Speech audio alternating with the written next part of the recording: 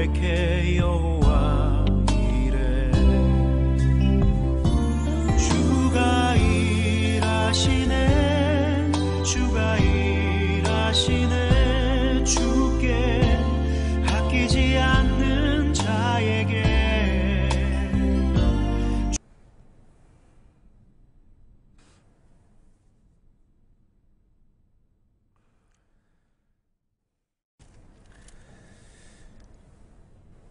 하나님께 예배드리는 이 자리에 함께 하신 여러분 모두를 우리 주님의 이름으로 환영하고 또 축복합니다. 우리 하나님께 예배드리시기 전에 우리 오늘은 또 추석 명절이기도 하니까 앞뒤 좌우에 계신 분들과 추석 은혜 가운데 잘 보내시길 바랍니다 하시면서 우리 서로 인사 나누시겠습니다. 추석 명절 은혜 가운데 잘 보내시길 바랍니다. 다 같이 마음을 하나님께로 향하시고 다 자리에서 일어나셔서 우리 임내천송 35장 우리 하나님께 찬양 드리도록 하겠습니다.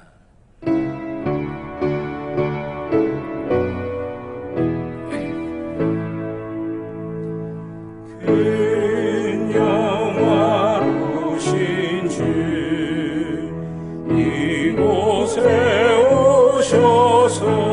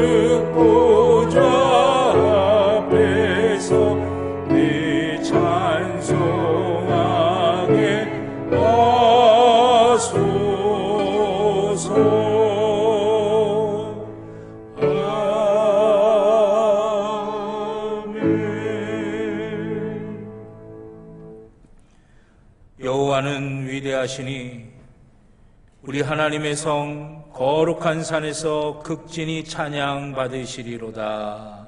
아멘. 하나님 앞에 우리의 죄를 다 같이 고백하시겠습니다. 사랑과 은혜의 하나님, 주님께 예배드리는 이 시간에 우리의 허물과 죄를 고백하며 주님의 용서하심을 구합니다. 추수의 계절을 맞이하는 우리가 세상과 육신의 것만을 추수하고 신령한 은혜와 영적인 것은 추수할 준비조차도 하지 못한 것은 아닌가 돌아보며 회개합니다. 특별히 명절을 맞이하는 이 계절에 우리의 가족과 친지들의 영혼을 사랑하는 마음으로 간절하게 기도하게 하옵소서.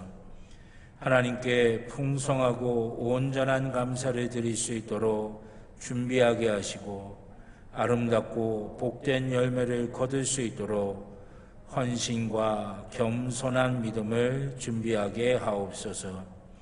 예수님의 이름으로 기도드립니다. 아멘. 지난 한 주간 우리의 모든 개인적인 죄를 주님 앞에 참여하며 회개의 기도를 드리겠습니다.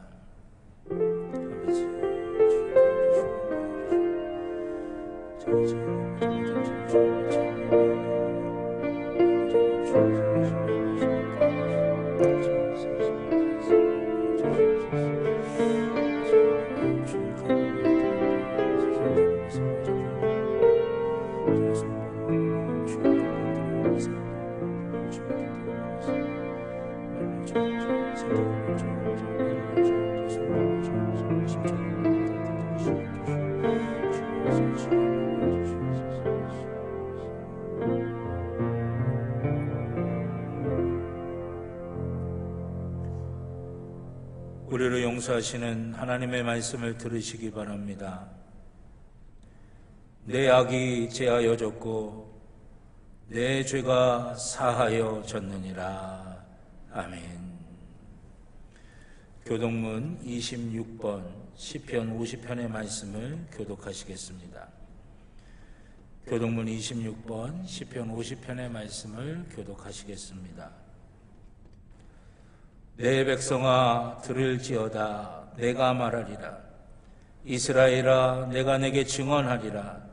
나는 하나님 곧 내 하나님이로다.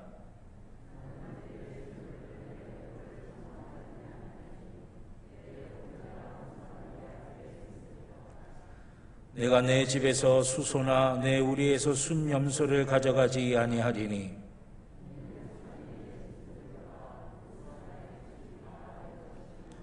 산의 모든 새들도 내가 아는 것이며 들의 짐승도 내 것이미로다.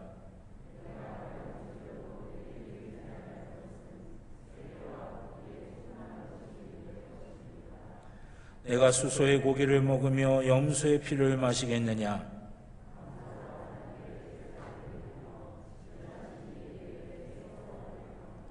함께 봅니다. 환난날에 나를 부르라. 내가 너를 건지리니 내가 나를 영화롭게 하리로다. 아멘. 사도신경으로 우리의 신앙을 고백하시겠습니다.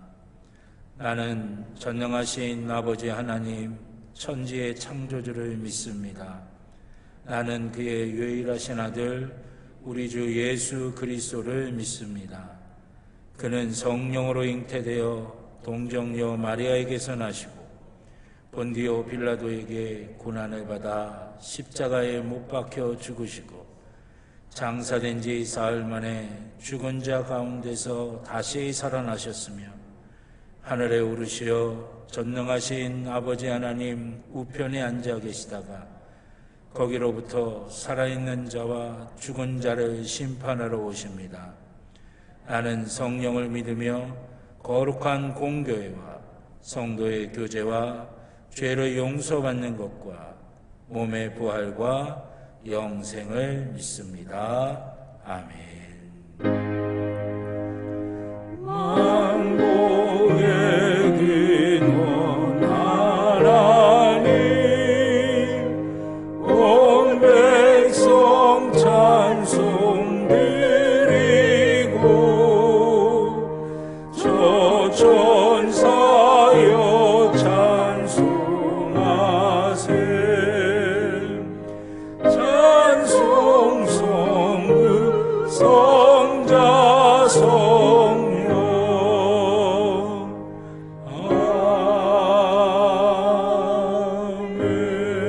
아멘. 자리에 앉아주시기 바랍니다. 나영숙 장로님 기도하시겠습니다.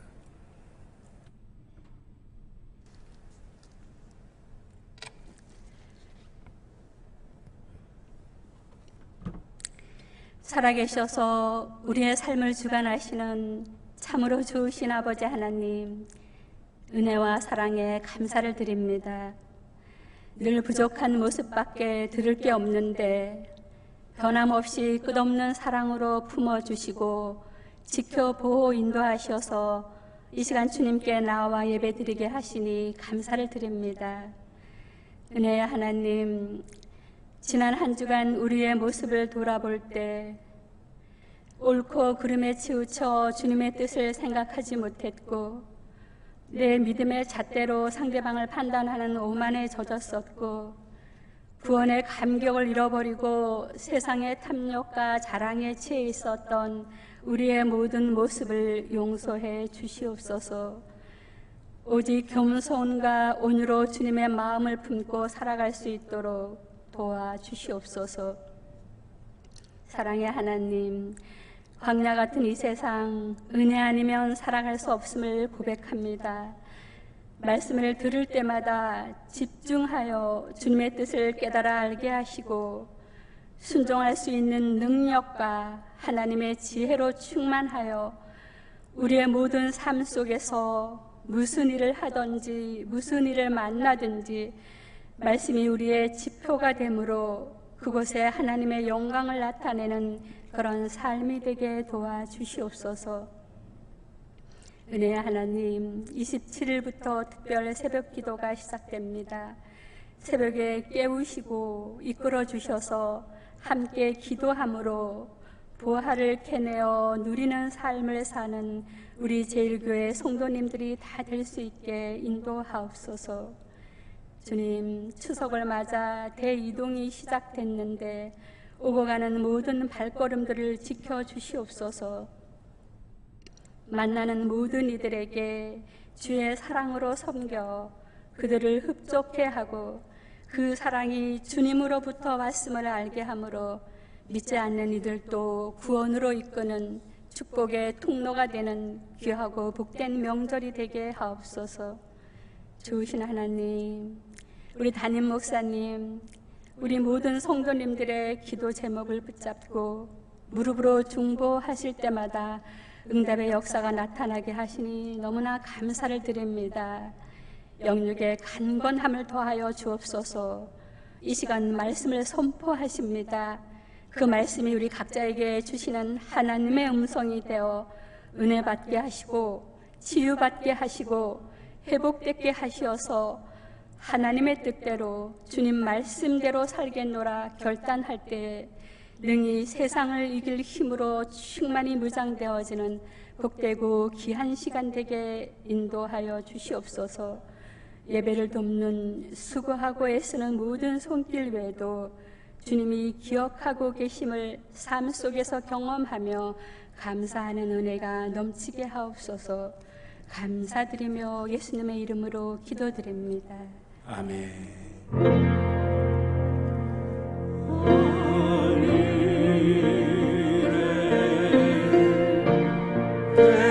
주의 나라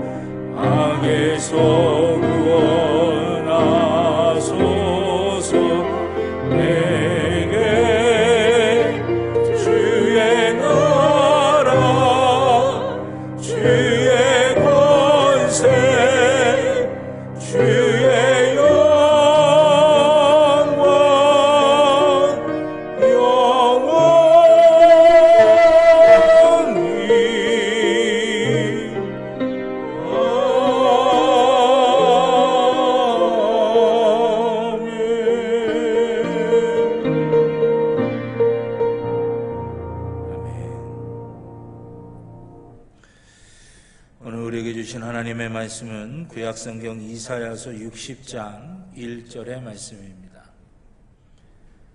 구약성경 이사야서 60장 1절, 구약성경 1041쪽입니다. 구약성경 1041쪽, 구약성경 이사야서 60장 1절의 말씀입니다. 한 절의 말씀 다 같이 한 목소리로 함께 하나님의 말씀 봉독하도록 하겠습니다. 일어나라, 빛을 발하라. 이는 내 빛이 이르렀고 여호와의 영광이 내 위에 임하였음이라. 아멘. 기도드리겠습니다. 사랑과 은혜에 좋으신 하나님, 오늘 주의 자녀들이 이렇게 함께 모여 주님께 영광 돌리며 예배를 드립니다. 주님께 예배드리는 이 자리 우리 주님 좌정하여 주셔서 우리의 영혼과 우리의 마음과 우리의 육신을 만져주시사 연약한 것 있다면 강건해지게 하여 주시고 병든 것 있다면 고쳐지게 하여 주시며 부족한 것 있다면 넉넉하게 채워지게 하여 주시옵소서. 하나님의 선하심을 맛보아 알게 하여 주시고 그 하나님의 은혜를 붙들고 세상에 나가 승리하며 살게 하여 주시옵소서. 말씀이 우리 안에서 역사가 일어나게 하여 주시고 그 말씀이 우리를 온전케 하고 우리를 회복시키시며 주님의 선한 열매를 맺게 하여 주시옵소서. 아버지 하나님, 말씀으로 분별할 수 있게 하여 주시고 말씀으로 지혜롭게 하여 주셔서 우리가 우리의 삶을 선택해 나갈 때마다 하나님이 인정하시는 길이 되게 하여 주시고 승리하는 길이 되게 하여 주시며 복 있는 길이 되게 하여 주시옵소서. 주의 자녀들 위해 함께하여 주시고 부족한 종의 입술에 성령의 기름을 부으시사 사람의 말이 아닌 하나님의 말씀이 되게 하여 주시며 사랑하는 성도들의 심령마다 함께하여 주셔서 하나님의 말씀이 하나님의 말씀으로 들려지는 귀한 복과 은혜가 있게 하여 주시옵소서. 감사드리며 예수님의 이름으로 기도드렸습니다. 아멘. 할렐루야, 할렐루야. 오늘 이 예배의 자리에 함께 하신 여러분 모두에게 하나님이 예비하신 귀한 은혜와 복이 풍성하게 임하실 줄로 믿습니다. 우리 가슴에 손을 대고 함께 고백하시겠습니다. 나는 하나님의 복입니다. 아멘. 내가 가는 길은 복된 길이고 내가 앉는 자리는 복된 자리입니다. 아멘. 예배는 회복입니다. 예배는 능력입니다. 예배는 축복입니다. 아멘. 우리가 믿음으로 고백한 그대로 오늘 이 자리가 회복과 능력과 축복의 자리, 하나님의 놀라운 역사가 일어나는 자리가 될 줄로 믿습니다. 오늘 이사야서 60장 1절의 말씀을 가지고 일어나 빛을 발하라 라고 하는 제목으로 함께 말씀의 은혜를 나누고자 합니다. 제가 아는 목사님이 제게 문자로 글을 하나 보내셨어요. 그러시면서 재밌는 글인데 그저 단순하게 재밌기만 한 게 아니라 우리로 하여금 뭔가 생각하게끔 만드는 글이라고 저한테 문자로 이렇게 보내주셨어요. 제가 그 글을 쭉 읽어가니까 진짜 그 목사님 말씀대로 재밌기도 하면서 또 뭔가 재밌기만 한 게 아니라 우리가 생각할 수 있게 만드는 그런 글이라 우리 성도님들과 좀 함께 나누어 보고자 오늘 이 설교 시간에 먼저 소개를 좀 해드리려고 합니다. 기도 형식으로 되어 있는 글인데 글의 내용은 이렇습니다. 하늘에 계신 우리 아버지, 우리가 얼마나 거짓의 막말을 많이 하고 살았으면 입을 마스크로 틀어막고 살라 하시겠습니까? 우리가 얼마나 서로 다투고 시기하고 미워했으면 거리를 두고 살라고 하시겠습니까? 우리가 얼마나 손으로 나쁜 짓을 많이 했으면 어딜 가나 손을 씻고 소독하라고 하시겠습니까? 우리가 얼마나 열 올리고 살았기에 가는 곳마다 체온을 체크하고 살라 하시겠습니까? 우리가 얼마나 비밀스럽게 다녔으면 가는 곳마다 연락처를 적으라 하시겠습니까? 반성하며 잘 살겠습니다. 노여움 거두시고 자비와 사랑이 넘치는 행복한 세상으로 인도하여 주십시오. 이대로 살다간 삥 돌아버리겠습니다. 웃기기도 하고 재밌기도 하지만 그래서 단순히 재밌기만 한 게 아니라 우리의 모습을 돌아보게 만드는 그런 글이지 않을까라고 하는 생각을 해보게 됩니다.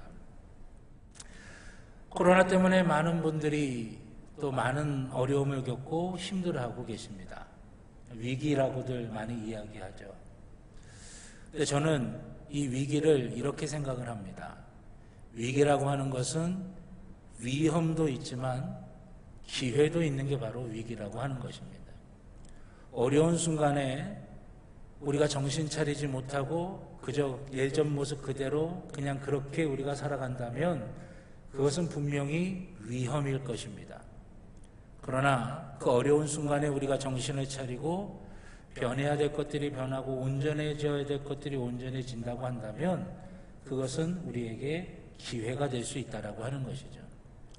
우리 사랑하는 평창제일교회 모든 믿음의 식구들은 지금의 이 시간이 위험한 순간만이 아니라 기회가 될 수 있도록 우리의 모습을 잘 살피고 변해야 될 게 변하고 온전해져야 될 게 온전해지는 귀한 은혜가 있기를 주님의 이름으로 축원합니다. 제가 아주 어렸을 때 읽은 동화 가운데 미운 오리 새끼라고 하는 동화가 있습니다. 아마 여러분들 잘 아실 거예요.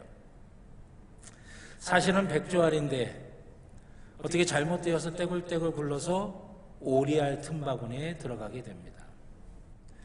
어미오리가 그것을 부화시켜서 알을 깨고 나오기 시작하는데 새끼 오리들이 나오는 거예요. 거기에 이제 백조알이 굴러 들어가서 이제 있었던 백조 새끼도 나오는 겁니다.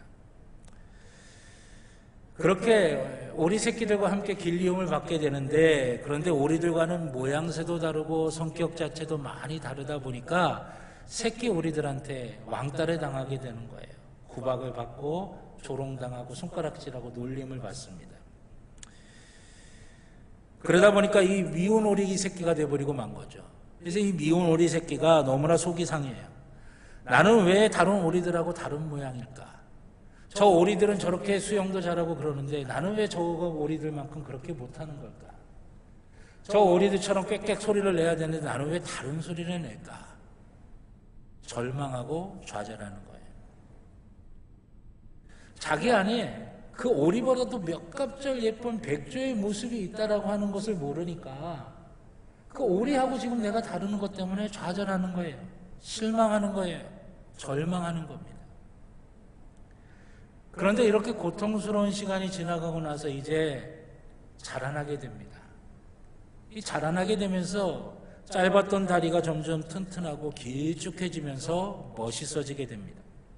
날개도 튼튼해졌어요. 한번 날개짓하면 멀리 높이까지 나를 수가 있게 되었어요.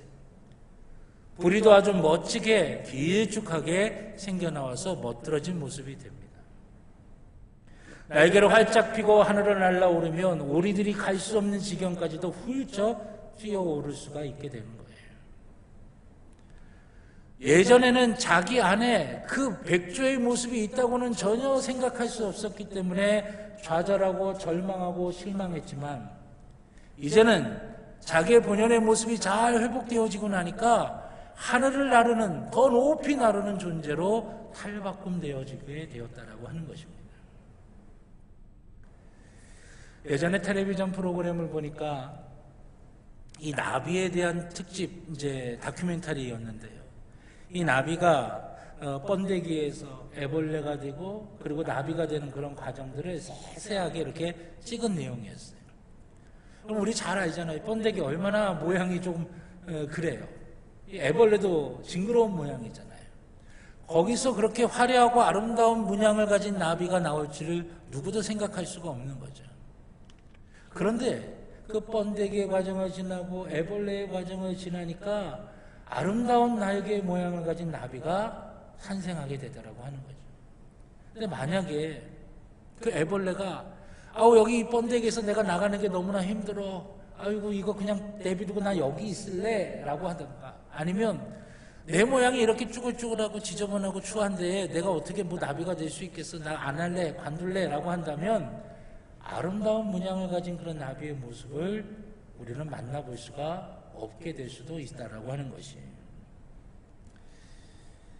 여러분, 오늘 읽은 본문의 말씀은 이스라엘 백성들이 마치 그 미운 오리 새끼의 시기처럼 번데기와 애벌레와 같은 그런 시기 가운데 있었던 것과 비슷한 시기를 지나가고 있는 모습입니다. 이스라엘 백성들이 주변의 강대국들에 의해서 멸망당했어요. 아수르라고 하는 나라 때문에 멸망당했고 바벨론이라고 하는 나라에 의해서 멸망당했어요. 이스라엘 민족의 많은 동포들이 죽임을 당했고 많은 사람들이 머나먼 나라로 끌려가서 포로로 잡혀갔습니다. 이스라엘 땅에 남아있었던 사람들은요, 황폐해진 땅에서 먹을 것이 없고 살 집도 없이 그렇게 지내고 있었던 시간이었어요. 근데 성경에는 바사라고 그러는데 역사적으로는 페르시아죠. 이 페르시아라고 하는 나라가 이제 새롭게 이스라엘을 지배하게 되었을 때 고레스 왕이라고 하는 사람이 칙령을 내려서 포로로 끌려왔던 이스라엘에게 야, 니네 고향으로 가고 싶으면 가도 돼 라고 그래서 고향으로 돌아오게 됩니다. 그런데 고향으로 돌아왔는데 이 거짓골인 거예요. 상거짓골인 거예요.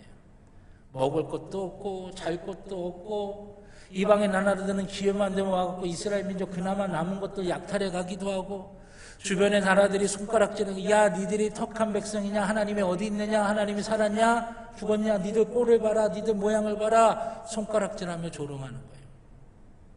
더군다나 그들이 최고의 자랑이라고 여겼던 솔로몬 시대에 지었던 예루살렘 성전이 완전히 파괴되어서 흔적도 남아있지 않는 겁니다. 마치 미운 오리 새끼처럼, 번데기처럼, 애벌레처럼 좌절하는 거예요. 실망하는 거예요. 낙담하게 되는 거예요. 야, 우리가 정말 하나님의 택한 백성이 맞기나 맞아? 하나님 정말 우리를 사랑하시기나 하시는 거야? 의심하고 좌절하고 낙담하던 시기였다라고 하는 것입니다. 그때 하나님께서 선지자 이사야를 통해 이스라엘 백성들에게 주신 말씀이 오늘 본문의 말씀이에요. 뭐라고 말씀하십니까? 일어나라, 빛을 발하라. 이게 하나님께서 이스라엘 백성들에게 주신 말씀이에요. 여러분, 이 말씀의 내용에는 뭐가 담겨 있는지 아십니까?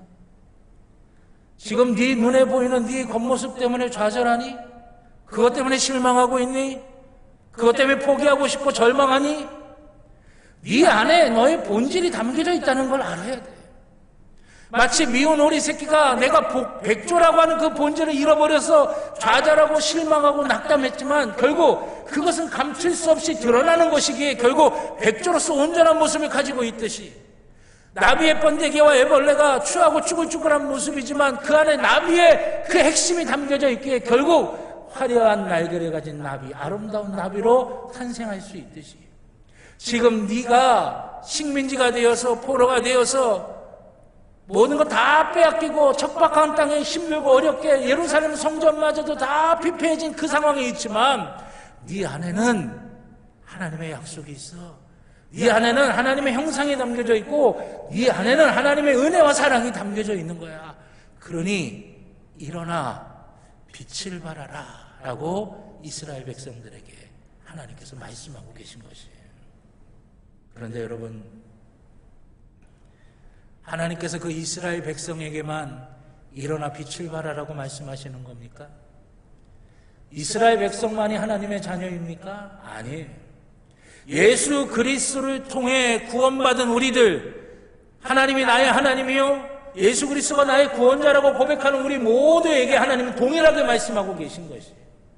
이 땅의 삶을 살아가면서 때로는 상처받고 때로는 힘들고 남과 비교하면서 아프고 어렵고 고통당하면서 좌절하고 절망하고 난 아무것도 아닌가 봐라고 하는 그런 생각에 사로잡히기 쉬운 우리에게 하나님께서는 말씀하고 계신 것이에요. 우리의 눈으로 보이는 그것이 나의 본질이 아니라고 하는 거죠. 우리 안에는 뭐가 있습니까? 하나님의 약속이 담겨져 있고 하나님의 은혜가 담겨져 있고 하나님의 사랑이 담겨져 있다라고 하는 거예요. 그러니까 주저앉아서 절망하며 좌절하며 그러지 말고 일어나 빛을 발하라고 우리에게 말씀하고 계신 것입니다.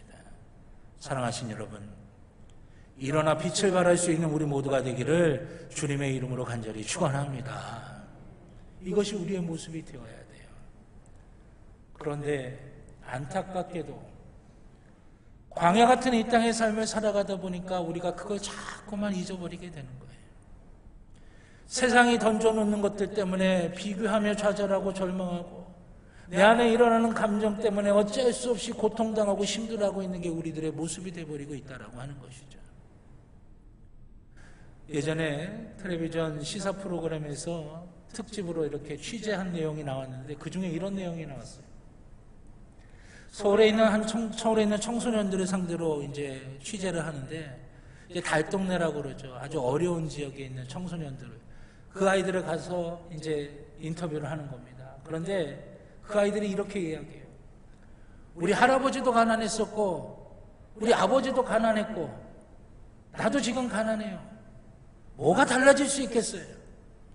저 강남에서 좋은 환경에서 많은 것 누리면서 살아가는 아이와 내가 비교될 수는 있겠어요?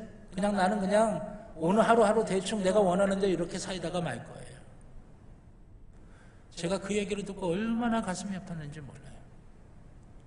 자기 삶에 대해서 한창 꿈꿔야 될 그 나이에, 자기 삶에 대한 기대가 아주 그냥 풍성해야 될 그 나이에 눈에 보이는 것 바라보면서 나는 그냥 하루하루 그냥 대충 살래요.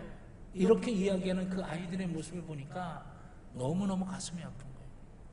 그 아이들 속에 감춰놓으신 하나님의 가능성, 하나님의 형상, 하나님의 약속을 발견하지 못했기에 그렇게 이야기하고 있는 건 아닌가라고 하는 슬픈 마음이 가득하게 되었어요.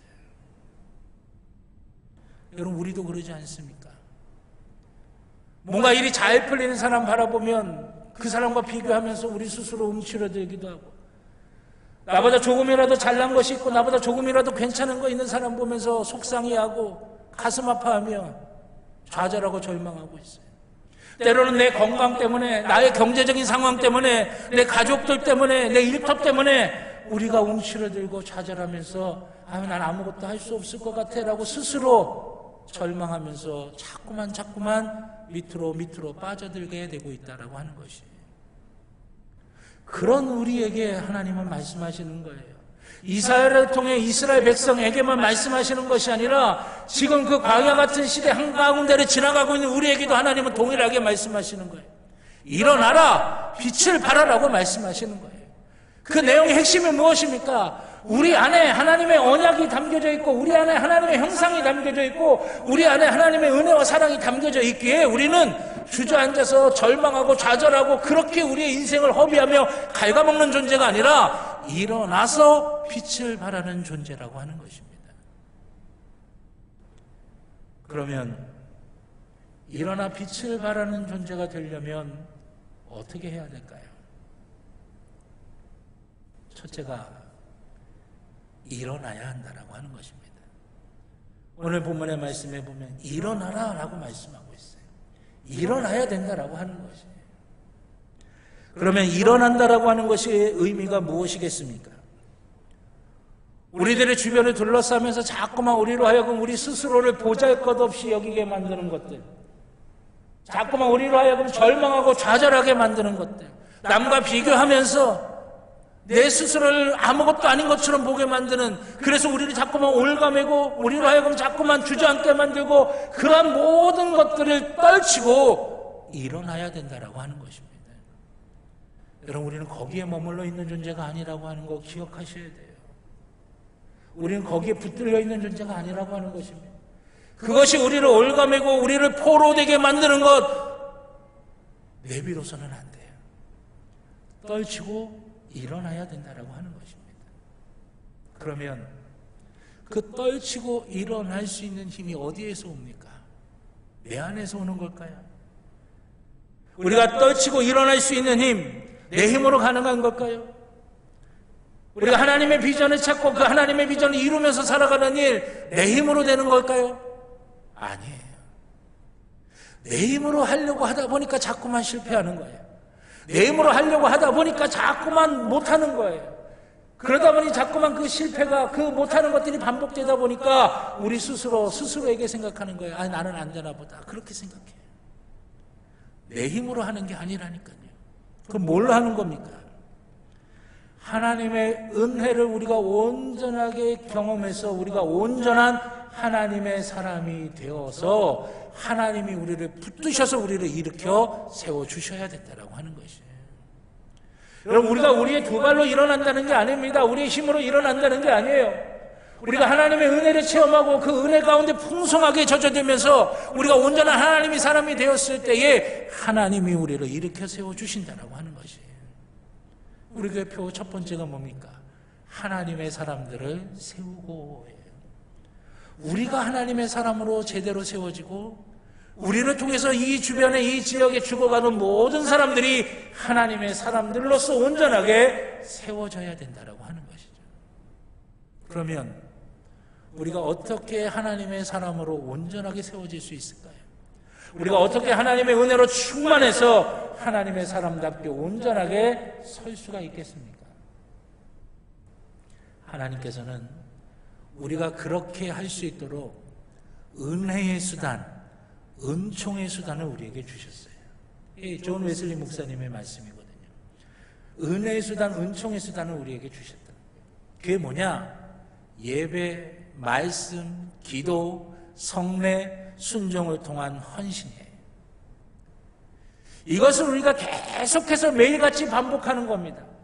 여러분, 뭔가 특별한 은혜, 놀라운 은혜는 어떻게 특별한 순간에 특별한 방법을 통해서, 신기한 걸 통해서 우리에게 온다라고 우리는 흔히 생각하기 쉬워요. 맞아요. 존 웨슬리 목사님도 오일더스케이트에서 성령의 놀라운 뜨거운 체험을 했을 때에 비로소 감리교 운동을 시작했기 때문입니다. 그런데 여러분, 그 놀라운 체험이 우리 가운데 임하기까지는 우리가 뭘 해야 되느냐? 하나님이 우리에게 주신 은혜의 수단을 우리의 매일매일의 삶 속에서 반복하면서 우리가 우리의 신앙을 단단하게 세워져 가야 된다라고 하는 것이에요. 예배, 말씀, 기도, 성례, 순종을 통한 헌신을 통해서 우리의 신앙이 건강하고 튼튼하게 잘 세워지게 될 때 하나님이 정하신 그 순간에 우리가 성령의 뜨거움을 체험하면서 우리 가운데 하나님의 놀라운 은혜의 역사가 다이너마이트처럼 팍 하고 폭발하게 된다라고 하는 것이에요. 저희 감리교회를 상징하는 영어 단어가 메소디스트입니다. 이 메소디스트라고 하는 이 단어는 메소드, 원칙, 규칙, 거기에서 나왔어요. 메소디스트는 뭐냐? 규칙을 준수하는 자, 규칙쟁이들이라고 하는 표현이에요. 우리나라 복음이 처음 들어왔을 때 예수 믿는 사람들을 향해 예수쟁이라고 이야기했듯이 규칙쟁이라고 하는 거예요. 매일매일 정해놓은 기도의 시간 기도하고, 매일매일 정해놓은 말씀을 묵상하고, 매일매일 선행을 하고 순종하고 성례를 집행하고 성례를 받고 순종하며 헌신하는 것들이 매일매일의 삶 속에서 반복하다가 그것이 단단하게 우리 신앙으로 굳건하게 세워지니까 오일더스게이트에서 성령이 그 요한 웨슬리 목사님의 심령을 쳤을 때에 거기서 놀라운 스파크가 일어나 영국을, 다른 나라들은 다 피의 혁명으로 물들고 있을 때 그 영국을 명예혁명으로 피 흘림 없이 그 사회가 변화될 수 있게 만들 수 있었던 원동력이 바로 존 웨슬리 목사님을 통해 시작된 감리교 운동이라고 하는 것입니다. 뭘 이야기해요? 우리가 하나님의 특별한 은혜, 특별한 순간, 특별한 기회를 통해 주어지는 그 은혜를 갈망하지만 여러분, 우리가 일상의 삶에서 은혜의 수단을 가지고 아무것도 하지 않는다면 우리에게 그것이 오지 않아요. 우리가 예배와 말씀과 기도, 성례와 순종을 통한 헌신을 통해서 나갈 때에 그때 매일매일의 그러한 것들이 반복될 때 우리는 하나님의 은혜로 가득 채워진 사람이 되어서 하나님의 사람으로 우뚝 세울 수 있도록 성령께서 그 가운데 스파크를 허락해 주신다라고 하는 것이. 초대교회 성도들이 마가의 다락방에서부터 시작해서 기도하며 모이며 매일같이 그 은혜의 수단들을 반복할 때 성령이 불의 혀처럼 임했던 것처럼 하나님의 놀라운 역사는 그렇게 우리 가운데 임한다고 하는 것입니다. 사랑하신 여러분, 별이 빛을 발할 때 자기 스스로의 빛으로 발하지 않는다고 그러죠. 태양의 빛을 받아 그것을 반사하는 게 별의 빛이라고 하는 것이에요. 우리도 마찬가지입니다. 매일매일 은혜의 수단을 통해서 하나님의 빛을 풍성하게 받아야 우리가 빛을 발할 수가 있어요. 일어설 수가 있어요. 사랑하신 여러분, 우리의 매일매일의 삶이 하나님의 은혜로 가득 채워질 수 있도록 하나님께서 우리에게 주신 그 은혜의 수단, 예배와 말씀과 기도와 성례와 순종을 통한 헌신을 통해 우리의 신앙을 든든하게 세워져 가게 하시기를 주님의 이름으로 축원합니다. 그럴 때 하나님이 정해진 시간에 우리에게 성령의 스파크를 주실 거예요. 그걸 통해 우리는 우뚝 일어서는 귀한 은혜가 있게 될 줄로 믿습니다. 두 번째는 빛을 발해야 된다라고 하는 것입니다. 여러분, 왜 우리가 일어서야 됩니까? 일어서야 되는 데는 분명한 이유와 목적이 있어요. 하나님이 왜 우리로 하여금 일어서라고 말씀하십니까? 빛을 발하기 위해서예요. 빛을 발하기 위해 우리를 일어서라고 말씀하시는 거예요. 빛은 밑에다 감추는 게 아니죠. 높이 들어야 온 천지가 밝아지는 거 아니겠어요? 빛을 발하기 위해 우리를 일어서라고 말씀하고 계신 것이에요. 여러분, 우리가 잘 이해해야 됩니다. 그저 우리가 일어서는 것은 나 혼자 잘 먹고 잘 살기 위해 일어서라는 게 아니에요. 빛을 발하기 위해 일어서라고 하는 것이에요. 근데 여러분, 빛은 어두울 때 자기의 존재감을 확연하게 드러내죠. 제가 안산에서 목회할 때는 하늘에 별이 그렇게 많을 줄 몰랐어요. 근데 우리 평창에 와갖고 우리 아이들이랑 같이 제일 놀란 게 뭐냐면 하늘의 별이 너무나 아름답게 많은 거예요. 여러분들은 늘 보셨으니까 잘 모르겠지만 저는 처음 봤을 때 엄청난 감동이었습니다. 하늘의 별이 얼마나 반짝이는지 몰라요. 왜 그럴까 그랬는데 나중에 제가 그 이유를 알았어요. 도시에는 밤에도 빛이 너무 많아요. 환해요. 그러다 보니까 별빛이 보이지 않는 거예요. 그런데 우리 이곳은요, 밤이면 깜깜해지잖아요. 그러니까 별빛이 반짝반짝 비추는 거예요. 여러분, 빛이 확연하게 드러날 때는 어디냐? 어두울 때예요. 어두울 때 빛이 확연하게 드러나게 된다고 하는 거죠. 제가 청년부 때 배가도라고 하는 섬으로 청년부 동계수련회를 갔어요. 1박 2일을 예상하고 갔는데 태풍이 몰아쳐갖고 4박 5일이 된 거예요. 한 24명 아이들이 갔는데요. 그런데 이제 하루 이틀 지나니까 먹을 게 똑 떨어진 거죠. 근데 그 섬에 있는 작은 교회에서 뭘 이렇게 얻어먹기가 어렵잖아요. 있는 것도 없고 별로. 그러니까 이제 점점 하다가 나중에는 안 되니까 생 마늘만 아이들이 먹기 시작한 거예요. 이게 도저히 안 되겠다. 그래가지고 거기 섬에 산을 넘어가면 거기에 해군 기지가 하나 있어서 조그만 부대가 하나 있었어요. 그래가지고 거기에 연락을 해서 축구하고 족구 시합을 하자고 그랬어요. 그래서 우리가 지면 우리가 내무반 청소를 대신해주고 우리가 이기면 그 부식을 좀 우리가 얻어갖고 이렇게 돌아오게끔 하기 위해서 산을 넘어가지고 족구랑 축구 시합을 하러 갔어요. 어떻게 다행히 우리가 이겨가지고 부식을 받아갖고 돌아오는데 시간이 너무 지나서 깜깜한 밤이 된 거예요. 그래갖고 후레쉬 3개가 딱 있었는데 맨 앞에 가는 애가 하나, 중간에 가는 애가 하나, 맨 뒤에 가는 애가 이제 하나를 켜고서는 이제 25명이 그 후레쉬 3개를 의지해서 길도 없는 산을 넘어가지고 이제 교회로 돌아오게 되는 거예요. 근데 여러분, 25명이 얼마나 길을 한 줄로 늘어서서 가니까 얼마나 깁니까? 그런데 후레쉬 3개로도요, 그게 의지가 되더라고요. 그게 힘이 돼요. 어렴풋하게나마 보이니까 길도 없는 그 산길을 그렇게 넘어가지고 뭐 넘어지기도 하고 까지기도 했지만 넘어서 그 부식 잃어버리지 않냐고 잘 들고 돌아와가지고는 굶지 않고 잘 먹을 수가 있었어요. 빛은 어느 때 확연하게 드러나느냐? 어두울 때라고 하는 것입니다. 이 말을 우리가 거꾸로 생각하면 우리가 빛을 비추기 위해 일어서는데 그 빛은 어디에다 비춰야 될까요? 어두운 곳에 비춰야 된다는 거예요. 고통당하고 눈물 흘리고 괴로움 겪고 있고 아직도 복음을 몰라서 죄 가운데 짓눌리고 있고 그래서 죄 가운데서 늘 방황하며 헤매이고 있는 수많은 영혼들이 있는 곳, 그곳에 빛을 비추어야 된다라고 하는 것입니다. 여러분, 오늘 읽은 본문 말씀 앞부분으로 가보면 이사야서 58장 10절에 보면 이렇게 말씀하십니다. 이사야서 58장 10절 한번 찾아보세요, 직접.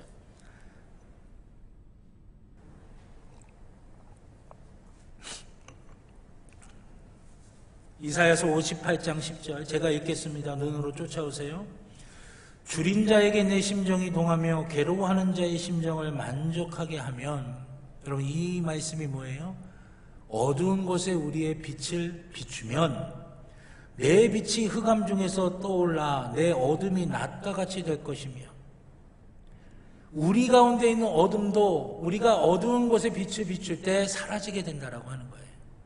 거기서 끝납니까? 11절 말씀해 보니까 여호와가 너를 항상 인도하여 메마른 곳에서도 내 영혼을 만족하게 하며 내 뼈를 견고하게 하리니 너는 물된 동산 같겠고 물이 끊어지지 아니하는 샘 같을 것이라.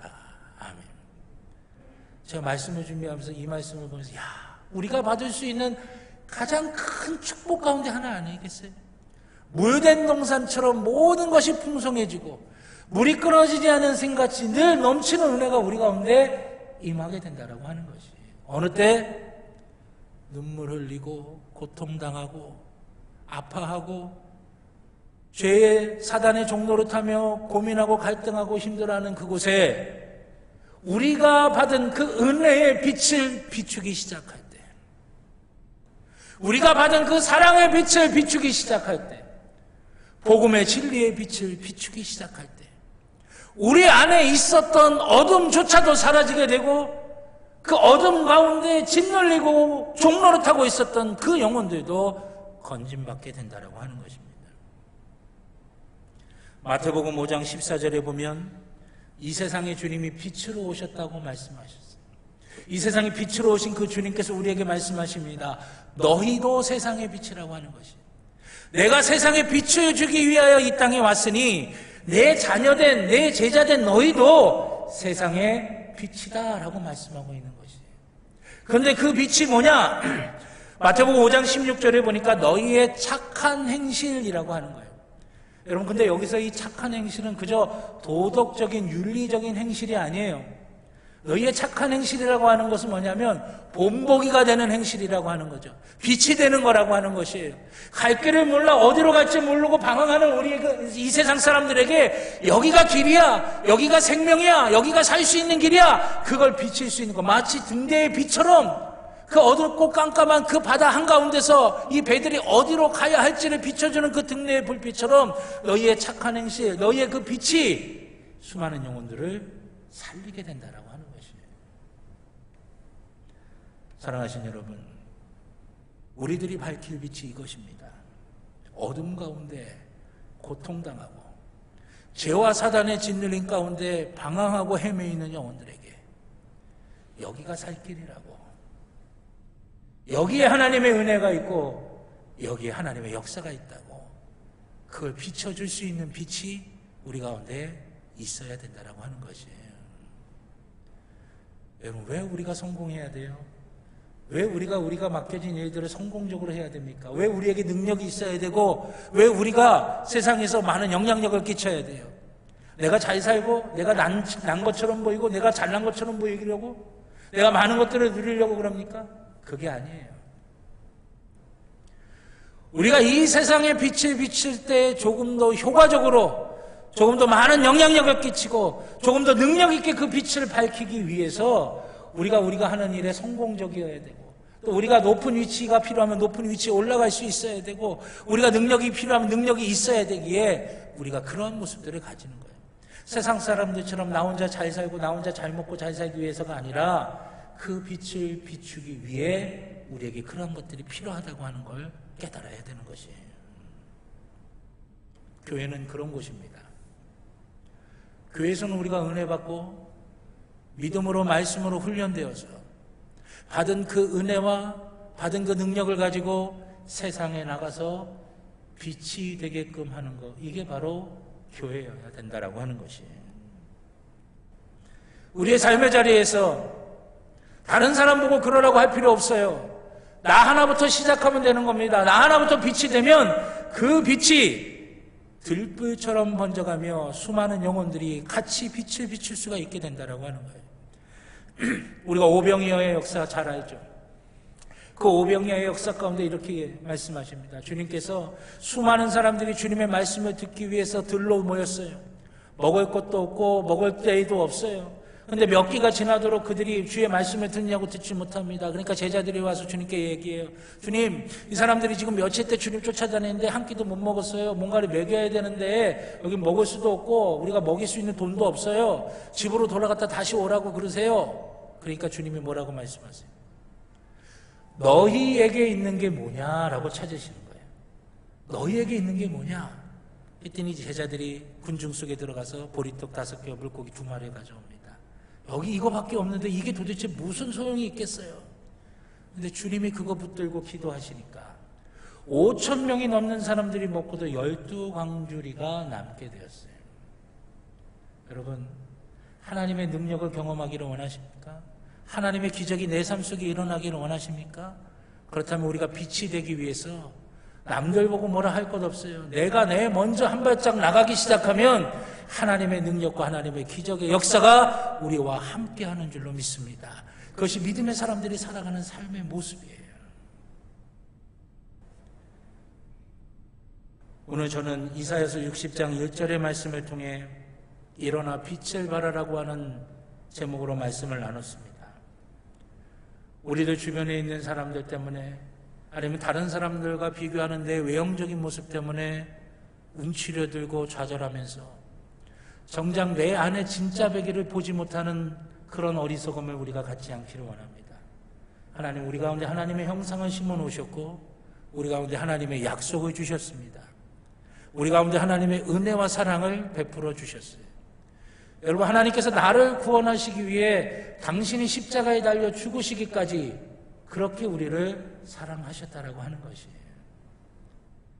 그것을 우리가 기억하면서 이사야 선지자를 통해 우리에게 우리 주님께서 절규하듯이 하신 말씀, 일어나라, 빛을 발하라고 하신 그 말씀, 그 우리 주님의 심정을 우리가 이해하며 우리 가운데 있는 그 하나님의 형상과 우리 가운데 있는 그 하나님의 언약과 우리 가운데 있는 그 하나님의 은혜와 사랑을 붙들고 떨치고 일어나 빛이 되는 삶을 살아갈 수 있는 우리가 되기를 주님의 이름으로 축원합니다.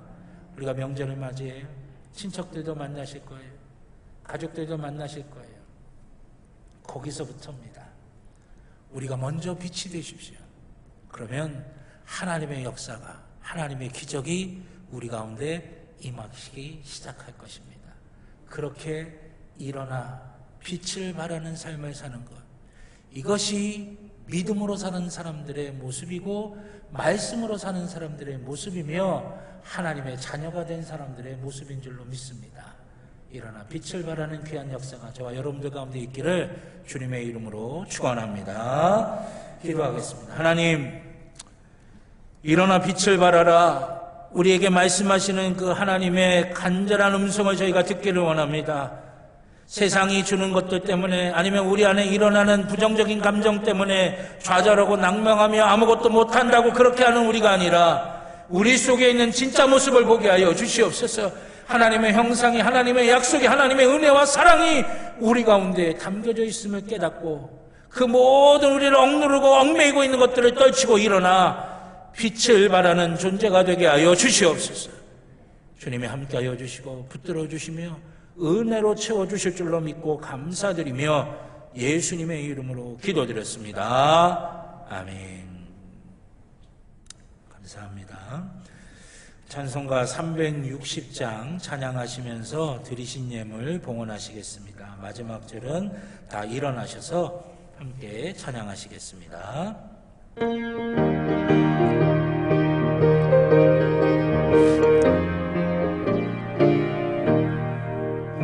행군나 발소리에 주의 호령 났으니 십자가의 군기를 높이 들고 나가세.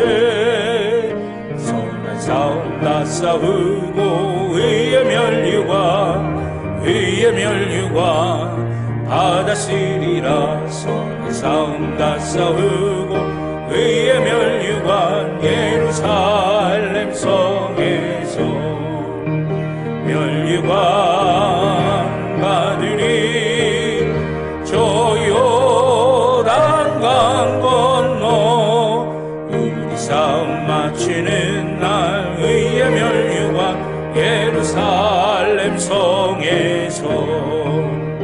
악한 마귀 권세를 모두 깨쳐버리고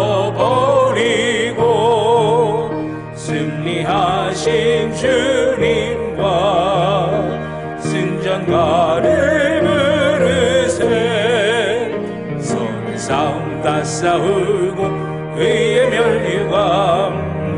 멸류관 받았으리라. 선 싸움 다 싸우고 의의 멸류관 예루살렘 성에서 멸류관 받으리.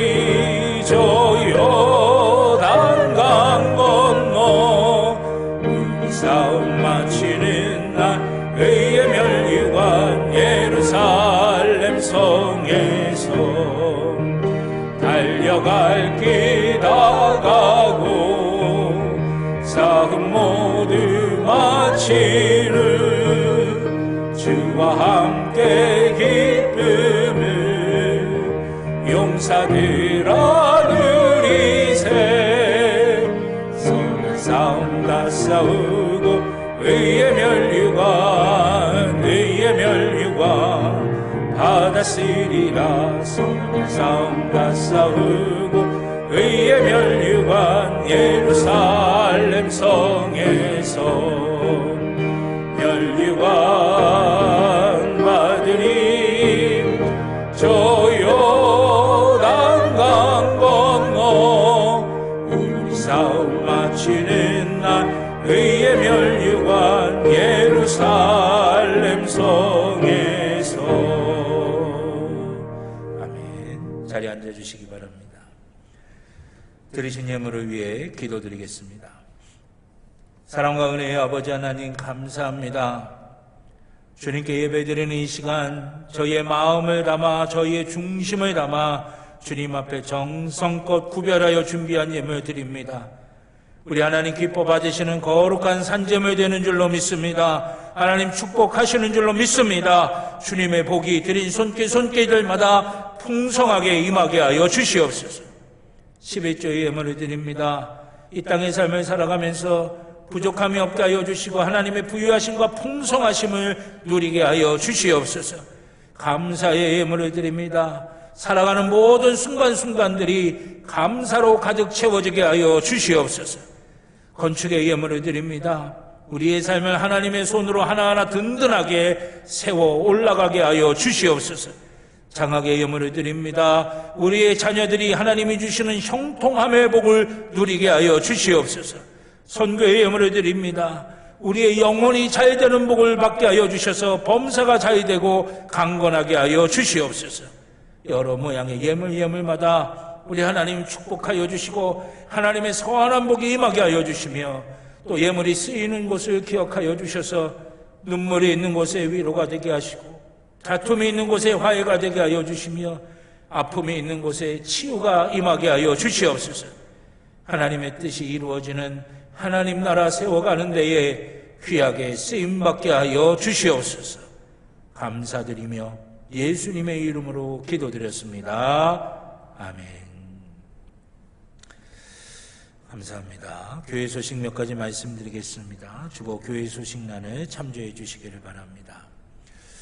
예배당에서는 개인 방역과 또 교회에서 진행하는 방역 지침에 철저히 따라 주시기를 바라겠고요.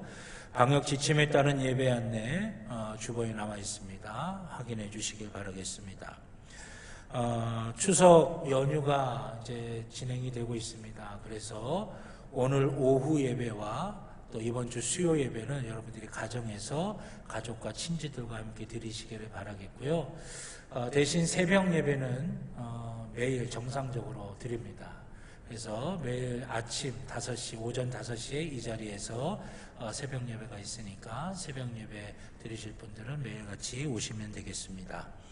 다음 주 오후 예배 사회는 심호순 권사님, 기도는 윤문자 권사님이십니다. 기도하시면서 준비하시길 바라겠고요. 창립 111주년 기념 및 봉헌 예배가 10월 10날 3부 예배로 드립니다. 저희가 올해 2월에 예배당 건축하면서 지었던 모든 빚을 다 청산을 했습니다.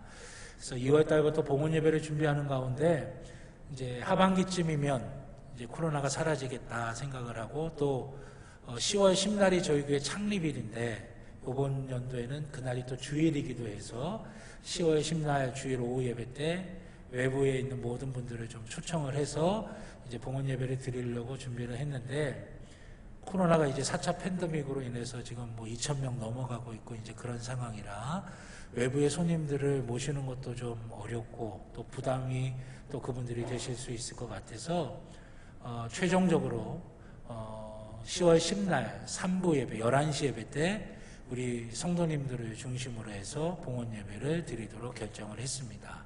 그러니까 여러분들이 그렇게 이해해 주시길 바라겠고 봉헌 예배라고 하는 것이 단순히 예배당 건물만을 하나님 앞에 드리는 건 아니라고 저는 믿습니다. 이 예배당에서 예배 드리는 우리를 하나님 앞에 온전하게 드리는 게 더 중요한 일이에요. 그래서 우리가 금요일마다 기도할 때 외적인 교회만이 아니라 내적인 교회도 우리가 온전하게 세워지게 해달라고 기도하고 있지 않습니까? 그래서 우리의 신앙을 더욱더 온전하게 하고 하나님 기뻐하실 만한 모습이 되도록 우리가 봉헌 예배도 기도하면서 잘 준비할 수 있기를 바라겠습니다. 또 2021년도 성경 일독학교 네 번째 시간 41일 구약 통독 훈련 시가소 부분 8월 16일부터 지금까지 진행되고 있습니다. 우리가 올 초 성경 일독을 하자라고 하는 취지로 신약 성경 또 모세 오경 또 예언 그 모세 오경부터 시작해 갖고 여러 가지 이제 쭉 구약의 말씀을 우리가 함께 통독을 하고 있어요. 이제 이번에 시가서를 하고 다음번에 이제 예언서를 하게 되면 요한 신약 성경서부터 구약 성경까지 일독을 다 마치게 됩니다. 이것을 하는 취지는 우리의 신앙이 말씀 위에 세워져야 좌로나 우로나 흔들리지 않고 치우치지 않고 중심을 보며 하나님께로 더 가까이 가게 될 수 있다라고 하는 그런 마음입니다. 그래서 여러분들 늘 말씀을 중심으로 하시는 그런 신앙생활 되시길 바라겠고요. 맘투맘 엄마의 마음 열기 매주 화요일 저녁 7시 30분에 줌을 통해서 강의가 계속 진행이 되고 있습니다. 하반기 강의가 이번 주간은 추석 명절이라 휴강을 하고요. 다음 주간서부터 다시 시작이 됩니다. 위에서 기도해 주시고 2021년도 하반기 40회 특별 새벽 기도회 9월 27일서부터 마태복음 13장 44절을 주제 삼고 부활의 캐내어 누리는 삶이라고 하는 주제로 11월 11일까지 주일을 제외한 40일 동안 이제 시작이 됩니다. 우리가 보통 상반기에 40일, 하반기에 40일 특별 새벽 기도회를 하는데 여러분들 이 기간 동안에 하나님께서 여러분들의 기도의 제목에 응답하시고 또 하나님이 예비하신 귀한 보화를 허락해 주실 줄로 믿습니다. 기도하시면서 함께 하실 수 있길 바라겠고요. 저희 평창지방 여선교회 3차 개사회가 9월 25일 토요일 오전 10시 반에 종북교회에서 있습니다. 그런데 코로나 관계로 지방 여선교회 임원과 각 교회 대표 한두 분만 참여하는 걸로 그렇게 되어져 있습니다. 그러니까 여러분들이 그렇게 이해하시고 기도해 주시기를 바라겠습니다. 추석 예배문 교회 2층 로비에 비치되어 있습니다. 임시기획위원회가 오늘 이 예배 마친 후에 12시 10분에 목양실에서 있겠습니다. 이번 주 재단미와 전봉진 권사님, 이상희 장로님 가정에서 범사에 감사의 제목으로 헌물하셨습니다. 귀한 가정 위해서도 기도해 주시기를 바라겠습니다. 우리 옆에 있는 분들하고 한 번 더 인사하실까요? 한 주간도 승리하시길 바랍니다 하시면서요. 한 주간도 승리하시길 바랍니다. 예. 우리 다 같이 자리에서 일어나셔서 파송의 찬송 주님 말씀하시면 함께 찬양하시겠습니다.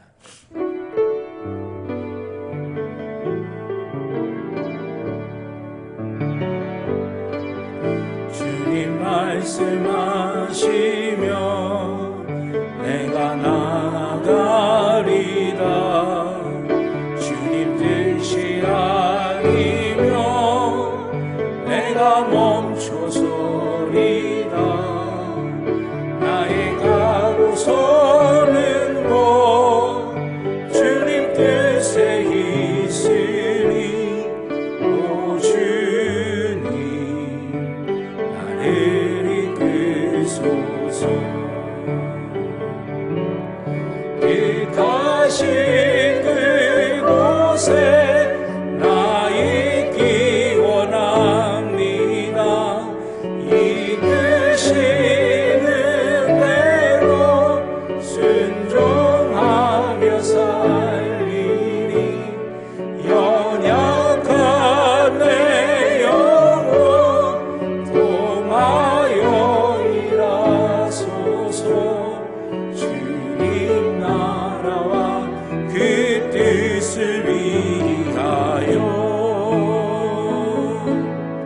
오 주님 나를 이끄소서.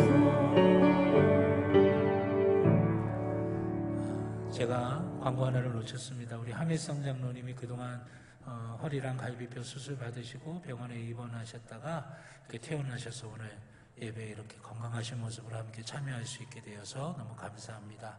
우리 하미성 장로님 계속해서 건강하시도록 여러분들 많이 기도해 주시기를 부탁드리겠습니다. 예, 기도드리겠습니다. 이제는 우리 주 예수 그리스도의 구원의 은혜와 하나님 아버지의 무한하신 사랑하심과 성령님의 감화 감동 인도하여 주시는 귀한 은총이 주의 사랑하는 자녀들의 머리 위에, 그 가정 위에, 그 일터 위에, 살아가는 모든 삶의 길들 위에 이제로부터 영원토록 함께하여 주시옵기를 간절히 축원하옵나이다. 아멘.